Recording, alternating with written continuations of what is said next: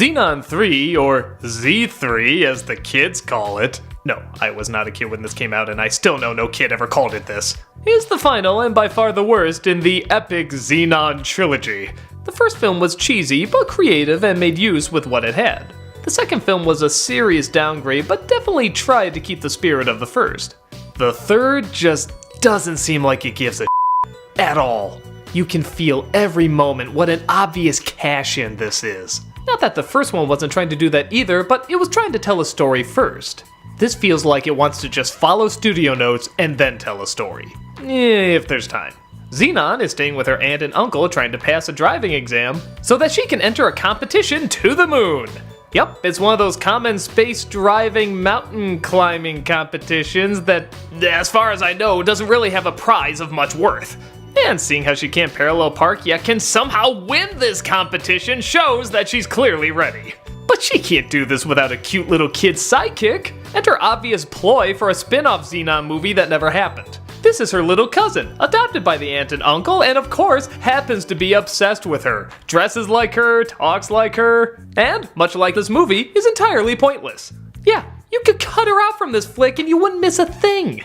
It's like looking at Dr. Evil and Mini-Me, it's just weird and unpleasant. But something seems to be up as some sort of weird silver dust seems to be sabotaging the other players, forcing her in the lead. She, of course, has no problem with this and is enjoying her lead. When her friends finally call her out on what a she's been, she just shrugs, But things might get complicated when this handsome boy she has a crush on is protesting anyone going to the moon because... I don't really know. If they explained it, they didn't explain it very well or clearly. But soon Zenon doesn't want any people on the moon either because the moon spirit, yes, I'm not even kidding, is the one who's been using the silver dust to get in contact with her because she feels she's the only one who can tell them to leave the moon because she just doesn't like them. Oh, and she's not some formless being or some elegant looking ghost. No, she's just a goth girl. The moon is a goth girl. I have so many questions. She tells Zenon to kick everybody off the planet, and when she doesn't want to, she forces her to go down on the ground and throw her up in the air, and yeah, she's just kind of a But Zenon, for some reason, sees her as the hero and decides to tell everybody to get off the moon. But first she has to win her friends back by apologizing. Oh wait, they forgive her without her having to do a thing.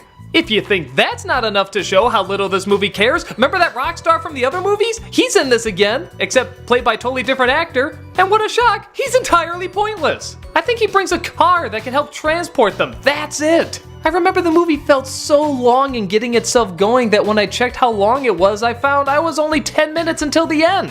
Yeah, it was so not interesting that I assumed the real story hadn't gotten started yet and we're actually near the end.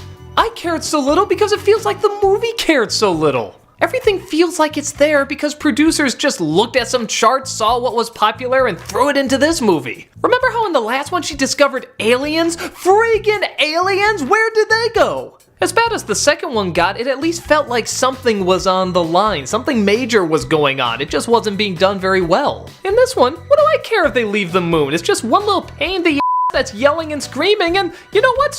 Her. I want to live on the moon! The other two Zenon movies seemed about exploring possibilities, space travel, all that stuff. This is like, hey, you want to see this cool idea? Neither do I. Bye! Why does this moon spirit even need Zenon? She's constantly grabbing people, throwing them up in the air. She can take form whenever she wants. There's this one scene where the guy's like, well, if this moon spirit is real, you better show us some proof. And sure enough, she shows up and starts flinging people around. Why couldn't you do that before? Why couldn't you talk to these people before?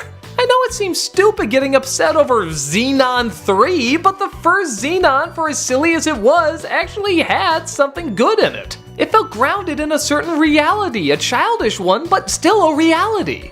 And it was about characters adapting and learning things. This is just life lessons you learn on the back of a Happy Meal box, thrown in with effects that somehow seem worse than the first one.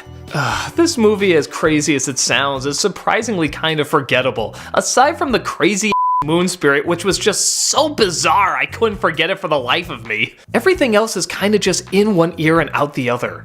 Nothing seems relevant enough to make an impact. It just seems relevant enough for you to remember that Zenon's a thing that you're supposed to like. Well, seeing how they never made another one, I'm assuming that kids were starting not to like this anymore. And with writing like this, it's no wonder. Is it annoyingly bad? No. Is it Cheetah Girls worthy? Not even by a long shot. But it's pointless, dumb, and lacks any passion that the first one had, or even the second one had. I'd say watch it only if you want to finish the movies off, but if not, you can lose this one in any wormhole.